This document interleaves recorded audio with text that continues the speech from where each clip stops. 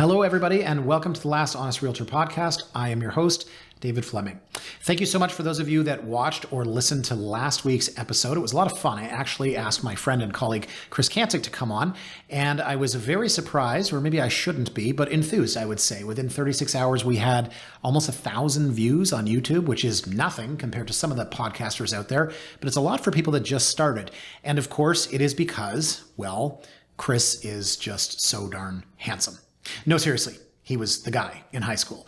But I decided to go back and try to drink 2 beers from the same bottle, metaphorically, if you will, because I don't drink beer. And I brought my colleague, Tara Amina, here, who's probably sitting here so confused as to what the hell all of my analogies just meant. Tara, you and I are going to talk today about the rental market. So excited to be here. You can almost hear it in her voice. Okay, but in all seriousness, the rental market is not the most interesting topic. And I honestly think that because last week we talked about the future of real estate, and maybe that's why we had a good response to it. I believe we put the tagline, the next 6 months. Probably people thought, okay, that's interesting. If we talk about the rental market, it's not a very sexy topic. I think that people who watch real estate TV shows, they want to see pictures and they want to see big dollar signs. But the rental market can be just as frenetic as the resale market. You, of course, are somebody on our team that does a lot of rentals. You work with renters. I work with a lot of landlords. Before I start to ask you a few questions and to help me out here, I'll say this about the importance of the rental market just as a topic, because as I said, it's not the sexiest. But here's the thing about the rental market. There's implications for the overall market via the rental market. And if you consider that, number one, if you're not owning, you're renting, of course the rental market's important because prices might dictate what you decide to do and whether or not you find yourself buying. And that has implications for the overall market. Number two, the rental market is intrinsically linked to the condo market because most rentals are condos. And number three, I would say that if the condo market is down and the rental market's going to be down and vice versa, and if one's up, the other's going to be up, and we'll go through some statistics there. So Tara, I spoke a lot, I talked a lot. Can you give me a quick overview? What's the rental market doing right now? And maybe can you give me like a summary, let's say from January onwards? It's been really slow. So for landlords, their units are staying vacant for 30 plus days at least. It's really tough to find tenants. And that would have been what, let's say this time last year? I think your rental would be on the market for 7 days. Wow. Maybe 2 weeks at max. And now it's 30 plus days. For some, it's multiple months, but that's because they're priced at, 2 year ago rent. Okay. For tenants, it's nice because they can negotiate a little bit. They're not running out to the first place on the first day. If it gets, listed on Monday, it'll probably be there by the weekend. And it didn't used to be like that. Not at all. No. So we'll come back to that because I got some other questions about the pain points. But so if you're in the rental market right now and you are a renter, because I know you represent a lot of renters, what are you kind of finding in terms of, number one, prices compared to spring and last fall, and number two, in terms of negotiation? Prices aren't necessarily down as much, but you can definitely negotiate, especially if it's been sitting for a month or so. And you're not in competition against 5 other people. So you're not paying 6 months, 12 months of rent up front. So were you in competition, let's say, go back to March and you're working with a tenant? What was that like? Oh, it was nuts. Something would come out at 9 a.m. We'd be there probably in by noon or 5 p.m. that day, have all our stuff ready to go, submit by, 8 p.m. and there'd be 4 other applications already. So you'd have to either improve, you'd have to give a couple months of rent up front, add your parents as a guarantor. There was, lots of things we could do to kind of improve and strengthen. And at the end of the day, it came down to the landlord and their prejudice and their preference over whatever your job type or if you're a student or not. It was nuts. And so that's changed from, let's say, Jan, Feb, March. So I remember I had that place on Able. That was, God, if I can't remember, I think that was November, December, Jan. Yeah. And then I had my own place. So I put one of my units up and I found a really great renter, within 3 days. That was lucky. Yeah. And Tara said, I was like, what are you talking about? The rental market's that bad? And Tara says, David, go and search right now, King West Liberty Village, min 1 bedroom, max 1 bedroom. And I did. And there was 180 units within $150. Yeah. And Tara said, do you agree that you were lucky now? So yes, I definitely was. But yeah, Able was where I started the year. I remember that one because it was such a painful experience. We reduced 3 times. That's a lot of grinding to fill a lease. Oh yeah. And then you go forward 3 months and it's red hot. And you're saying now it's ice cold again. Oh yeah. And that's just all the new construction, all the new condo completions, like that one down at Lower Sherbourne and Front, the Time and Space condos. Time and Space, yeah. There's like 70 lease listings right now, and the building's not even done yet. Right. The Nobu on Mercer, that was like a big hot, the Nobu residences. There's also like 50 leases up, and again, not complete. So there's just going to be more.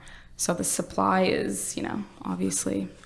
So, but normally in summer, and I say normally because I remember in previous summers, there's a rush for all the students to find places. And so typically we say, okay, July and August is a great time. Now, if you're a landlord and you don't want to rent to a student, fine, but you're still seeing that students are pushing up the prices and they're fighting for units. And if you're a landlord that doesn't want a student, your typical, what's the typical profile? Oh, I want a 26-year-old couple, a lawyer and a doctor, and I want them to have perfect credit scores and yada, yada. Those people typically are fighting the students. Are you saying now that this summer you don't expect the market to be like a landlord's or a seller's market? I haven't felt it yet, but now that I'm saying that, it might change tomorrow. Typically July 1st, there will be a rush for September 1. Everyone's giving notice, the students are coming back. But I don't know, maybe the international students aren't back yet.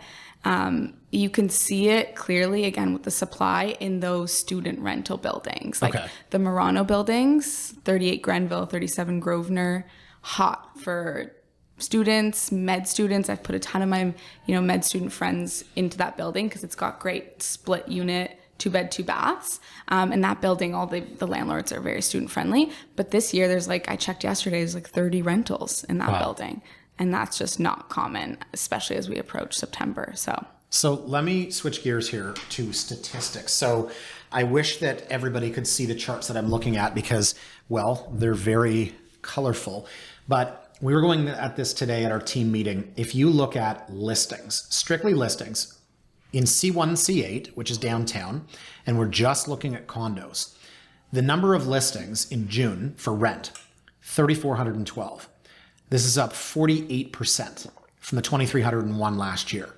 So a 48% increase. And if you want to go back to, say, 2018, just 6 years ago, in the month of June, there was 1,520. So quick math, I would say that that's more than a double. That's more than a 2x. And if I'm looking at my chart, folks, I want you to think visually. Picture 6 different colored lines on a chart, and one is at the very top, free and clear. And that is our year 2024. So do we have any idea why there are so many units listed right now? Or do we think that it's just the completions? Or is it investors exiting the space?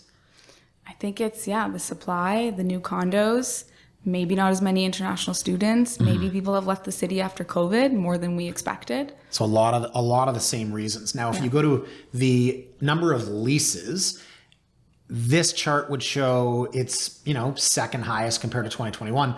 The point I wanted to make was about the absorption rate. And so the absorption rate, folks, we talked about this last week, as a percentage, the number of leased units divided by the number of lease listings in any given month. So if you have 100 lease listings and 40 units leased, it doesn't have to be those 40, but the point is there's carryover in previous months. Obviously, your absorption rate is 40%. Now, typically in June, we see an absorption rate. Last year was 96%. The year before was 97%. The year before was 95%. This year, we were at an 80% absorption rate in the month of June. And if you look at the numbers and you look at the graph here, the absorption rate is basically at every month in 2024, save for May, it's at the very, very bottom of the chart. So again, I will be posting a blog on this for those listening that want to see the graphs and some more data over the next, say, 2 weeks, because I usually do a blog on the rental market at the end of every quarter. So we're through Q2. If you want to read more about this and you want to see some of these charts, check out Toronto Realty blog for that. But Tara, for our purposes, I think that this speaks to the type of markets. One of my questions here is, are we still seeing competition in the marketplace? And if you've got an absorption rate, actually 80% doesn't sound terrible, because in the condo market for resales, it's 24.5%. But point is, this absorption rate is absolutely plummeted. So you talked about competition, and people love horror stories. So maybe you can regale us with some of your horror stories about competing. And then you can tell us right now, if you've got a client, whether it's a couple, whether it's 2 students looking at a room together or 2 med students, or whether it's a single person, are you seeing competition in the market? No, not nearly as much. And like you said, you had your place up for 3 days and it was gone. Yeah, but it was me. Who wouldn't want to be my tenant? There is the one-off, but for the most part, no, not at all.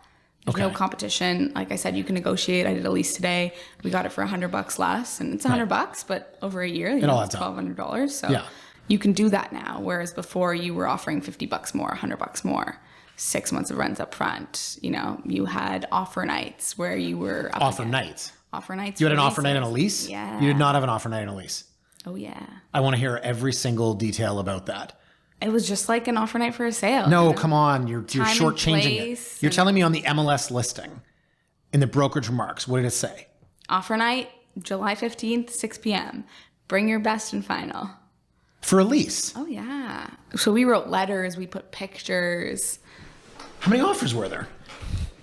I mean, 6 to 12, I would say. On a lease? Oh, yeah. And this was what month? This was, I guess, about a year ago. Oh my God. Hold on. I'm trying to wrap my head around this. An offer date for lease. That's absolutely wild. It's funny because, well, it's not funny. Occasionally I'll read comments on whether it's Toronto Star, Blog TO, whatever. I remember someone saying once, there shouldn't be agents for leases. This is such a waste. And, you know, it's the type of person that blames real estate agents for everything. And in this case, I'm thinking, I mean, this is exactly why you kind of do need an agent. But at the same time, the idea that you've set an offer date for a lease could be used against us and make it sound like, oh my God, they're so greedy. They want people to line up. But it's born of necessity, just like in the resale market. Oh, yeah. So if they didn't set an offer date, let's say that listing hit the market at 9 a.m., what would have happened to that listing agent and that landlord? And they'd probably have calls all day, offers all day for the next 24 hours with people that haven't even seen the property. So if you haven't seen the property, you're taking it sight unseen? Oh, yeah. I mean, I had that with a client. We saw about 4 places in the building. All of them were gone by the end of the day. And we offered on the next one that came to market because we didn't have time to see it. You know, it was like 9 p.m. at night. Another one came up. We couldn't see it till the morning, but we didn't want to risk someone else getting it. So we offered. And she was okay with it. It was the same floor plan as another unit. And she needed a place to live because she was starting med school in 2 weeks. And she was competing and losing against other students. So you have unit 501 is the same as 601 is the same as 701. Yeah. So she saw 501, let's say, and 901 comes onto the market. The only difference is the countertops were gray instead of black, or the... Sure. Okay. Normally I wouldn't do this, but it was, you know, her choice. And she didn't want to risk losing another one. And I get it. Wow. Okay, so what's it like? So I wrote a blog once about 4K Spadina. I don't want to share my age here or sound. This is literally Tara's life all day long, is like self-deprecating age jokes. But I wrote a blog about this at 4K Spadina, and I remember doing a friend of mine, or a friend of a friend, was finishing school and moving to downtown, and we went there, and this was the building had just registered, like you were saying. There were just like keys everywhere. It was agents throwing keys and like, you know, this key is for what unit? And it was like, we'll take 1220. No, we took 1220. Okay, we'll take 1320. So you mentioned time and space. Mm-hmm. I'm sorry, I'm really hooked on the horror stories right now. You threw me for a loop with the idea of an offer night. So what's it like maybe when the market's a little bit hotter, when you go to one of these buildings where there's a ton has just been released? Is it kind of the frenzy I'm describing, or now in the market you're saying it's the opposite because there's so much for lease? Well, now there's so much for lease, but there's still chaos because when there's so many on the market, there's always keys that don't match. And all the agents can't figure out which key goes in which lockbox and can't keep track. So you're usually left not seeing half the units because they mix them all up somehow. That would drive me insane. Yeah. So as a listing agent, I can say I never underestimate the difficulty you can have with inexperienced or newer or faster moving, I'm trying to be polite, agents that, you know, just literally screw up your entire listing. That's why I always get multiple copies of keys. I hate telling sellers, hey, based on the average, you know, experience of an agent, we might have to replace a key that goes missing. But I guess you're seeing that in some of these where there's 60 units for sale. 60 units for sale. They all labeled with the unit number, but agents can't figure out to put it back in the right for lease. Sorry, I meant for lease. Okay, so you said at one point 12 months rent up front. Yeah. You have done that. For international students that came here with no job, yes. And their parents are supporting them and more than happy to. And some landlords are really happy to accept it as well. Right. And of course, we can say that it is illegal to ask for 12 months up front, but it is not illegal to accept 12 months up front. I think there's some people listening that would absolutely hate that. It's interesting. We have some people watching on YouTube that clearly hate real estate agents, and all things considered. I did do a podcast on that, right? Why do people love to hate Toronto real estate? So I think it goes without saying that people will be upset to hear like, oh, I can't believe the real estate agent accepted 12 months rent up front. How could you do that? But at the same time, it works both ways. There could be abusive landlords, abusive tenants. Both sides could get hit. It seems like most of the laws out there right now protect the tenants, as they should. There's a lot of terrible landlords. But for a student, you said you've represented a few of them. Walk me through what it's like. You've got a student coming here and they have no credit score. They clearly have no income. And typically what we try to do as a landlord or an agent working for one is we say, great, what's your income? What's your GDS and TDS ratio? Are you able to comfortably carry this based on your income? We look at their credit score. We qualify them based on that and any debt loads they have. How do you take a student that has no footprint in Canada and secure them a rental? I mean, it depends on the landlord you're dealing with. There are certain landlords that are very open to students. They like the idea of someone coming for a year, leaving right after, not staying for too long, respecting the space because they're probably going to be at school all the time. Their parents are supporting them and they feel comfortable with that, but a lot of landlords don't. They want the steady income, and showing them a screenshot of your bank account isn't enough. Okay. So that's where you get 6 to 12 months up front. Yeah. And so how does a listing agent ask you for 12 months up front without asking you for 12 months up front? They ask you for 12 months up front. Oh, you just admitted that on air. Yeah, that sucks. They're not supposed to do that. I was going to say they might say, another agent actually offered us 12 months up front. It's a workaround, but in the end, it's semantics. So you're not allowed to do it, but people are doing it. Oh, yeah. There's a lot of things you're not allowed to do. It's interesting. I actually looked at some of the rules that govern the qualification criteria, and it said something like you're not allowed to use a ratio. And I thought, well, that's interesting because the GDS ratio has always been used. It used to be 32 to 36% was the max that you should spend on your rent. And I'd say the average tenant is way beyond that. So we've talked about some of the pain points, but let's say you're a tenant out there right now, whether you're a student, whether you are starting your first job, whether you're, I don't know, I'm going to typecast here, you're, moving out of your parents' place. Like, what are some of the biggest pain points you find for tenants out there right now? Being rejected.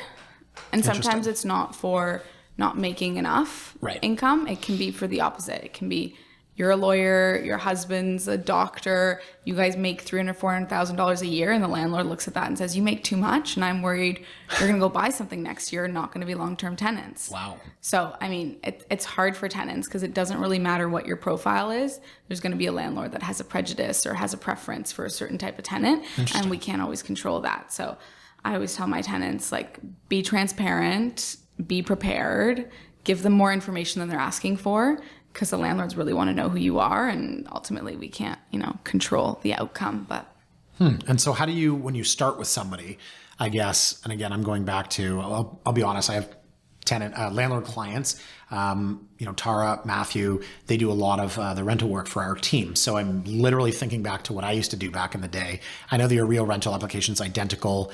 Normally it was, you have to get an Equifax or a TransUnion credit score.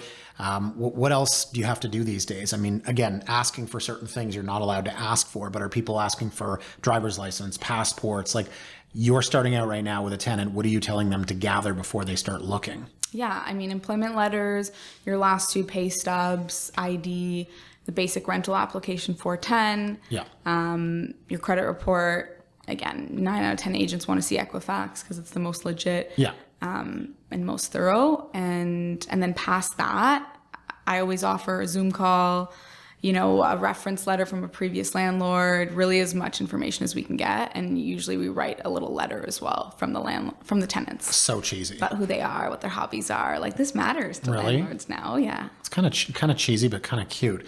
Okay. I want to gather my thoughts. So why don't we take a very quick break and we'll be back in a sec.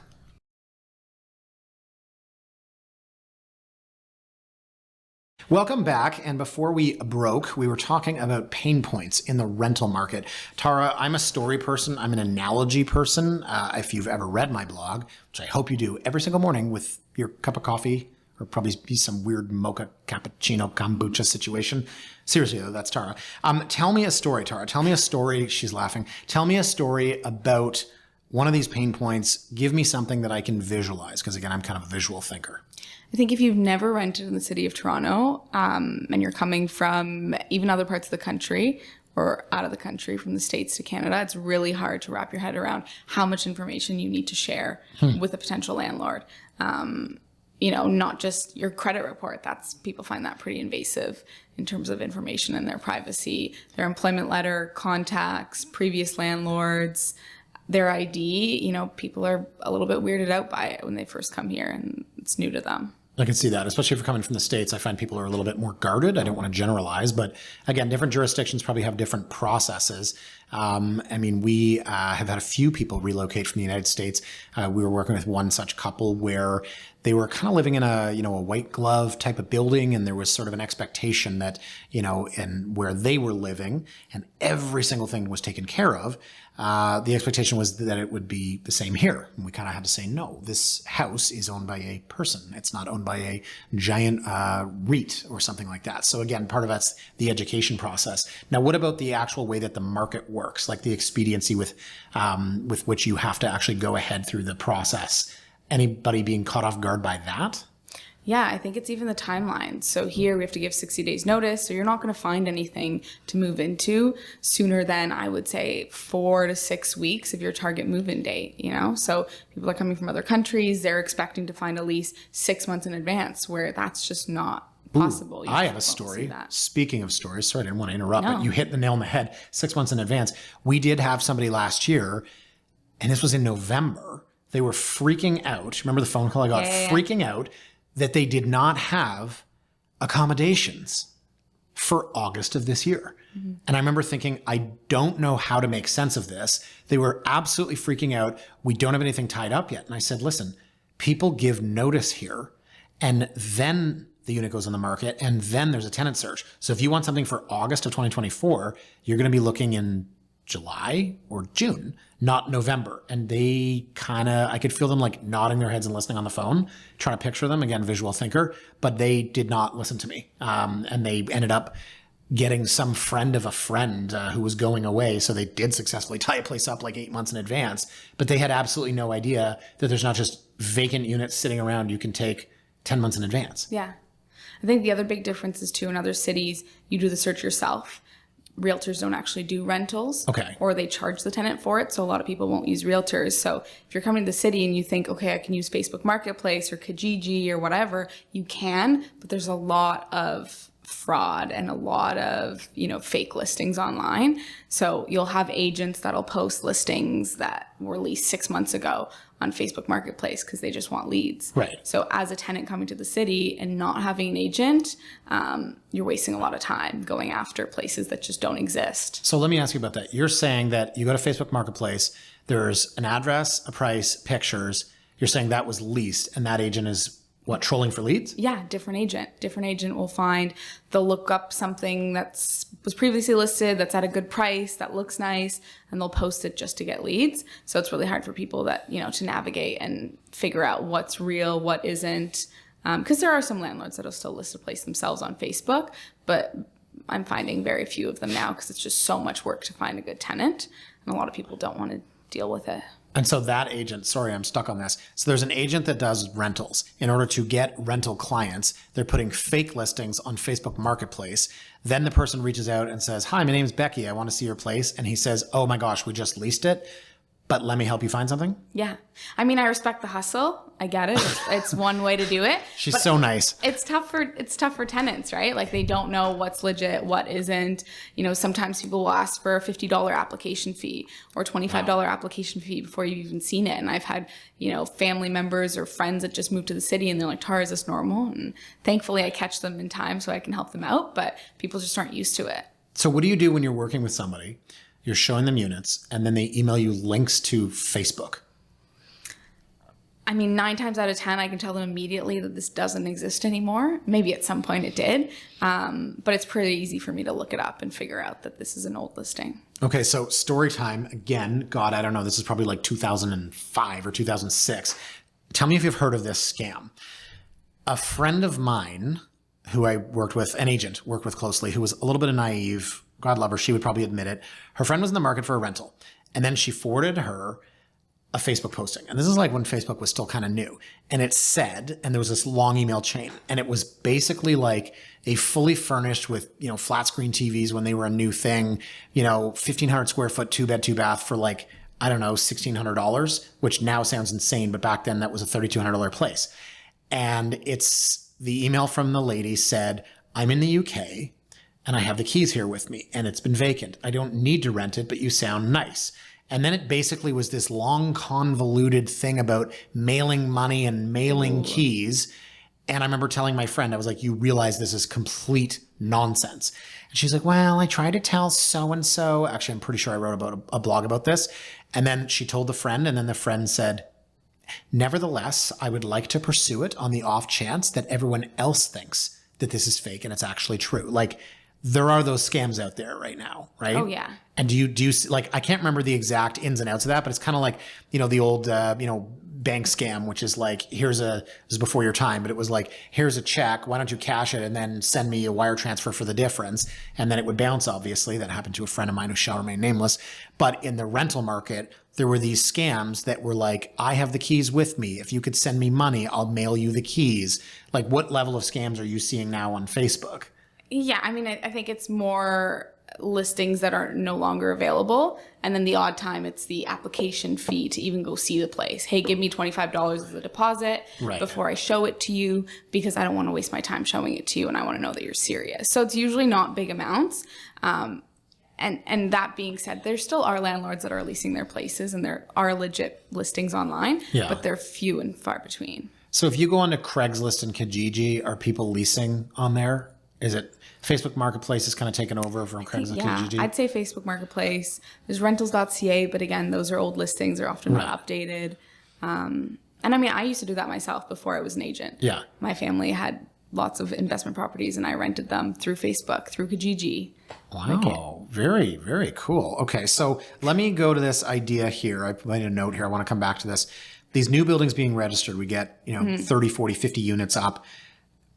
I can see pros and cons here, right? Like I can see the idea from a supply and demand standpoint, maybe you have a bit of leverage, but like if you're representing a tenant, what are you on the lookout for in one of these buildings?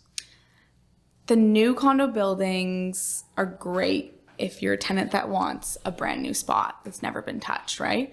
The tub's never been used. The fridge's never been used. It's clean. The walls Can I just say it? Gen Z. Yeah. Typecasting. And a lot of people want that, right? A lot of them are tiny. These new builds. The people? The new builds. The units are tiny. So good for the small clients then. I gotcha. I hear what you're saying. Yeah, they're micro condos. Yeah, they're micro condos, and sometimes that's all you need. But the amenities won't be done probably for another year or two. Right. The elevators are limited because they're still using one for service for the contractors and people are moving in every day. So, it's slow moving. The concierge is never available. So if you're looking for amenities or flow or peace and quiet in your building, not the right one for you. Okay. Until it's probably like a year or two after completion and everything's kind of set. But some people want the nice and new and shiny, and you get a bit of a rent discount at first because there's a lot of supply. However, you don't have the rent control because it's built after November 2018. So you could live there for a year and then your landlord could raise the rent. So yeah, I think there's a couple pros and cons to consider. Do they still have on stainless steel appliances that blue plastic that you have to peel off? I remember, so satisfying. But it is satisfying. But I do remember once I actually sold a place. It was brand new, so it's not a lease story. But it was a friend of mine, and I went to her housewarming, and it was still on there. And I remember her saying to a friend, "This is a true story. I'm not making this up." She said, "Yeah, I didn't love the blue appliances, but I figured whatever. Stainless steel was probably crazy when it came up." And I was like, I don't have the heart to tell her. And I didn't. And then I went back like 3 years later and she had taken it off and it was stainless steel. And I was like, I would have loved to have been there when she realized that. But it's funny, you said very satisfying. That's what I think of when I think of all these new rentals. In my big story 4K Spadina back in the day, every single unit had these blue films on all the stainless steel appliances. So I get you on the whole fresh aspect of it, but like you've got people that want a bathroom that's never been used, a microwave that's never been cooked in, the stove's in mint condition, the fridge still has the styrofoam in it. You're saying there's a value to this. Oh yeah, why not? Okay, and I'm not typecasting that it's all young people, but no. I get and sometimes that. It's location in that building and the price Yes. and whatever. And it is quieter evenings and weekends. Half the building's empty. Okay, I never thought of that. Right. And so what about the construction in there? I mean, people are working from home these days. Like, do you warn the tenants in advance? Like, hey guys, you got to consider that this thing is in occupancy. It's not registered. It hasn't been turned over yet. And like, what's the concierge like? What's a property manager like? What happens if they have issues? Yeah. I mean, it's pretty evident when you go see a unit in one of these buildings, you feel it right away, right? Like chaos in the lobby, tradespeople, you're going up the elevator, there's still plywood on the walls. So they know right away the carpet hasn't been laid yet. But again, they're not looking for maybe like feel and comfort and amenities in the building. They're looking for a really nice new unit in the right location and a deal. Okay. All right. Let's pause it right there for a couple of seconds. We'll take a quick break. We'll come back and finish up.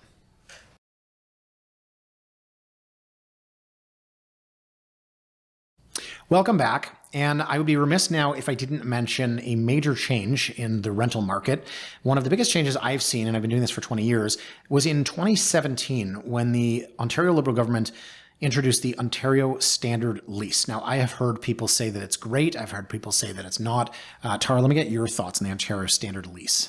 I think it's great for anyone who's not using an agent to rent a place, for landlords and tenants to know their rights and responsibilities. Because before that, it was just a piece of paper with this is your move-in date and this is your rent. And no one knows what they're allowed to do or not allowed to do. Yes. So I think it's really helpful for that. For our clients, they see it as just a repetitive piece of paperwork.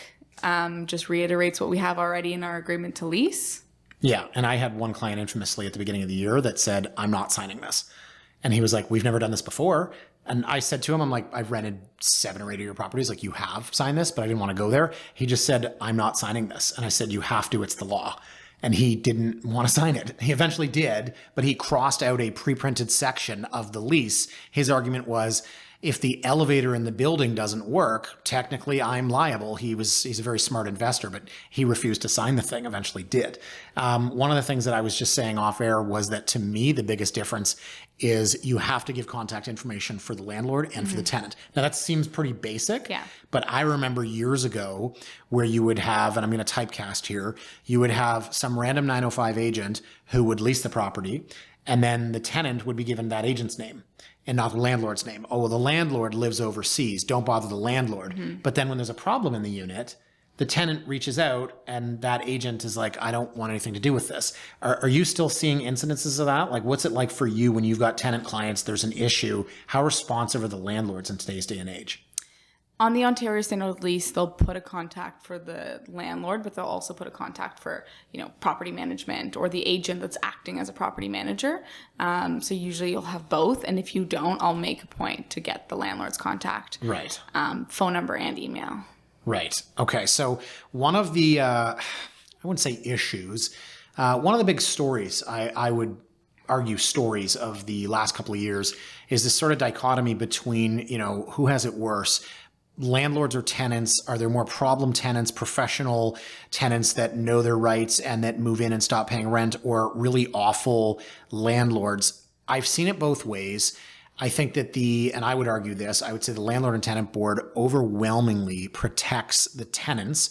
And I've seen some awful, awful horror stories, which I will share shortly, in terms of what landlords have had to go through. Can you give me one of your bad stories from the perspective? I mean, usually with tenant clients, our stories are like, I've been illegally evicted. And then I take both sides, to be honest. I get really pissed when there's illegal evictions and I'll go to bat for the tenants, but likewise, I'll go to bat for landlords as well. Can you give me some of those? And then I'm going to share some of mine. Yeah, I think seeing tenants and landlords being treated so badly over the last few years, I really tell them both, like, your tenant asks you to sign anything or your landlord asks you to sign anything, send it to me first. Let me look at it.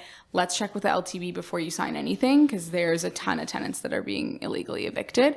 And on the other hand, there's a ton of tenants that are taking advantage of their landlords, you know, the cash for keys and all sorts of stuff to try and, that make it really difficult and make landlords not want to be landlords anymore. Can you explain cash for keys, in case it's not obvious? So we've got tenants that refuse to leave if the landlord wants to move back in or their family member wants to move back in. And there are cases where they truthfully do want to, but because you hear the stories of the landlords trying to kick tenants out because they want to sell or because they want to increase the rent, tenants are weary, and I get it. So tenants will ask for not just their 1 month's rent 1 month's rent that they're owed, but they'll ask for 10 months rent or whatever they want, because they know otherwise it'll just take a year to go to the LTB and get a court case and to go through the hearings. So we had one last year, and I think I wrote about this on my blog. An investor client of mine, he owned about 15 condos, and he was exiting the space, not because he wasn't bullish on Toronto real estate, but because, and I'll save you his life story, but he could use that income, that cash elsewhere much more effectively. So we sold off almost all of his units, and literally Murphy's Law, the last unit, we had a tenant in there that seemed a bit off, and she was a bit odd. We sold the unit. We had one showing, and we sold it to a young lawyer couple, and they were the nicest couple in the world. They were so excited. They were like 26 years old. They got their mortgage together. They booked their moving truck. They bought their furniture. And on the day of closing, the tenant was still there. The tenant said, "I'm not leaving." The tenant said, and I say on the day of closing, about 3 weeks in advance, the tenant emailed the landlord and said, "I'm exercising my right to have a hearing at the landlord and tenant board." Now, the landlord had sold the unit firm to buyers that were going to live there, cut and dry. And I always say the law is gray. There is black and white, but anything can be argued. And so the law says if you are evicting for personal use, then the tenant has to leave. But the tenant also can say, "I want to go to the landlord and tenant board." And so this person said, "I want to go to the landlord and tenant board," refused to leave. On the day of closing was still there. And eventually the deal fell through, because the buyers had included a clause that said, rather smartly, if the tenant has not vacated on the date of closing, then they have the right to terminate the agreement, get their deposit back, and that's exactly what they did. The problem with this story is that when the landlord gets to the LTB, now this was October of 2023, he will get to the landlord and tenant board in September, 11 months, and he will show up and he'll say, "I evicted because somebody bought the condo and is moving in." And then the board will say, "Do you still have those people ready to close and move in?" And he'll say, "No, they left because it was 11 goddamn months ago." And they'll say, "Come back when you have another buyer." And that's it. And he is effectively being forced to be a landlord against his will. And I don't know how we solve this. That was rhetorical, right? Yes, that was rhetorical, because I have no idea, neither does Tara. Nobody does, honestly. So there's one of my horror stories. I have many of them, as does Tara. Let me finish up with this. We both work with landlord clients. You work with a lot more than I do. How are we protecting our landlord clients while adhering to, the rules and regulations that govern this industry? We're being more diligent than ever. I don't want to say we're doing background checks, but we're checking everything. Any phone number, any reference that's on there, we're calling it. And not just the current landlord, because you can make an argument for, if the current landlord's having issues with their tenant, they're probably going to give them a good reference because they want them out of their place. Interesting. So we have to make sure to call the previous landlord and see how their situation was there. Yeah. And 9 out of 10 people are good people. But like on the entire planet? I would say, yeah. And maybe I'm an optimist, but most people are good. We just want to make sure there's just nothing in their past that gives us a bad feeling. And that's why we do Zoom calls. We do, some of my landlords want to meet people in person, but I think a Zoom call is a really good way to get a good feeling, see the person face to face. They give you their story. If it matches everything that you've read, it helps give the landlord peace of mind and me peace of mind that we've made a good match and that we found a good tenant. And I've had a case where the tenants didn't show up to the Zoom call, and that was an easy, okay, wow, there's probably a reason for it. Let's move on. So I think that's a good way to go the extra mile and not just take what they're submitting on paper after verifying it all, but also getting a bit of a face-to-face. And there is a lot of fraud. I mean, because it's so hard to get a tenant out, we had a situation, and this is going back 5 years ago. I'll admit it. Somebody that used to work for me, he had a client that put a rental property on the market, and somehow, and I remember going through this, I spent a lot of time on it. The diligence was done, references were called, but it was a very elaborate scam. And they completely trashed the place. They put it up on Airbnb and they called it a quote unquote smash pad. And it was advertised as, come party here, F this place up, and we'll clean it for you. And it was somebody's condo. And he got in, I mean, honestly, I remember arguing with the buyer agent that brought the tenant and him claiming absolutely no responsibility. The tenant had conned that person. They basically conned, my former employee, conned obviously the landlords that he represented, and they had to fight at the LTB. They called the police every weekend. The condo board was saying to them, you have to stop these people. And because of the way that the laws work in the province of Ontario, it doesn't matter if these people are trashing your place. It doesn't matter if they light it on fire. It doesn't matter if they lied. It doesn't matter if they're paying rent. What matters is, when can you get in front of the LTB? And it took them 10 months to get those people out. And that's why, too, I tell all my landlords, it's more important to find the right tenant. Wait an extra month if you need to and have it vacant. Yeah. You take $50, $100 less from a tenant that's really good than trying to just fill it with the first guy that comes along. Yeah. And that, knock on wood, 20 years, that's the only incident that we've ever had. And I don't want to pass the buck, but again, it was somebody that used to work for me, doesn't for that reason exactly. But, and that was a tough one. And that was his client that he brought in. And, I have thankfully, and I'm sure you have, caught a lot of rental scams. I had one a couple years ago. I had a place up for $12,000 a month. It was a penthouse. It was amazing. And we got an offer. And I remember both people worked for the same company, and it was a fake website. None of the links worked. And I did such a deep dive on this. Then I talked to a colleague at another company, and she said, oh, I've got offers from that agent. The agent, she believes, was complicit.